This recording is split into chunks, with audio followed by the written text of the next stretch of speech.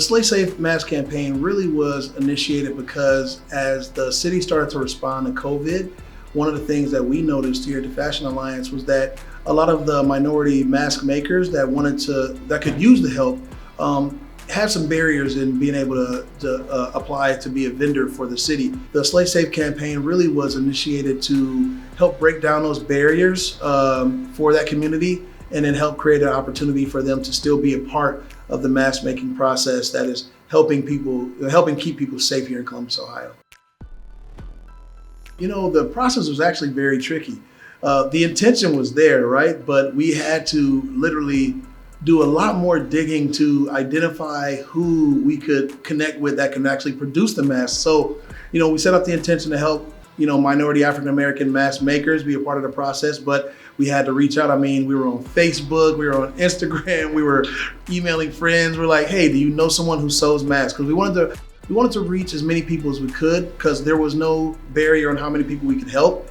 We knew that as long as you could make masks, it wasn't about minimums or maximums. We wanted to help you be able to provide for you and your family. So it was really tricky in the beginning. And then we had to get the materials. So another thing we wanted to do to kind of break down a barrier was we wanted to get the materials for the sewer so that they didn't have to worry about that. They needed to ramp up on staff, which costs money. They needed a contract, before they could start to invest their dollars in the supplies, or they needed supplies, period. And they may not be able to afford, enough supplies to make thousands of masks. So what we did is we partnered with different vendors around the city and also across the country to find fabric, elastic, thread, and we had our designers here in Columbus design the patterns, and then we had the fabrics printed out. Once we identified, made all the calls, we basically created and cut all the fabric up for each vendor and created a package for them. So all they literally had to do was come to the office, pick up their package. Here was their thread,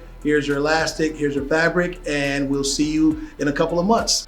There were some people who had 3 people in their shop, some that were just solopreneurs, and they're like, well, I can make 200 a week. Okay, so you want to make 800, 1600? I'll go for 8. Okay, we'll sign you up for 8. And so that worked because some families that really could use the dollars, they doubled down and they were like, we're gonna make 2,000 because they knew if I can make 2,000, that's gonna help me feed my family for a couple months or just help me move myself forward. So it was really good. If you just take away some of those barriers that prevent people from being included, then you can do a lot more. You can do a lot more positive things with that. So it was good. And that was kind of the whole process of getting it done. It wasn't pretty, but it was an intentional and it was impactful. So we didn't mind,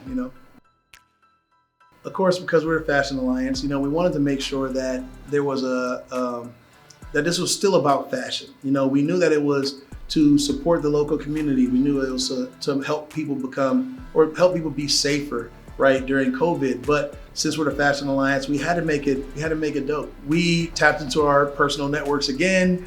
Our studio manager, Kevin Black, he's a designer himself. He actually designed one of the origami style masks that a lot of people really love. But then we also had some close friends that were artists. We had some people that were, teachers that teach fashion and teach sewing and, are designers for big brands. And so we kind of did some outreach, found some designers that we knew were strong and that would really create something different. And we wanted each design to be different. We wanted each mask to be different. So they just didn't create a pattern. They actually created a style of cut that was unique to them and their brand. And even though we were distributing these masks out for free to most of the community, it still is giving people a chance to be fashionable with their mask. I mean, if it's gonna be an everyday part of your attire, you're gonna need more, right? You're gonna need ones that match with certain colors and things like that. So we wanted to be able to help people move that forward too as well, and not just your typical blue mask. So just a lot of outreach, and it was really, a blessing to have some really good designers, on our team and a part of this.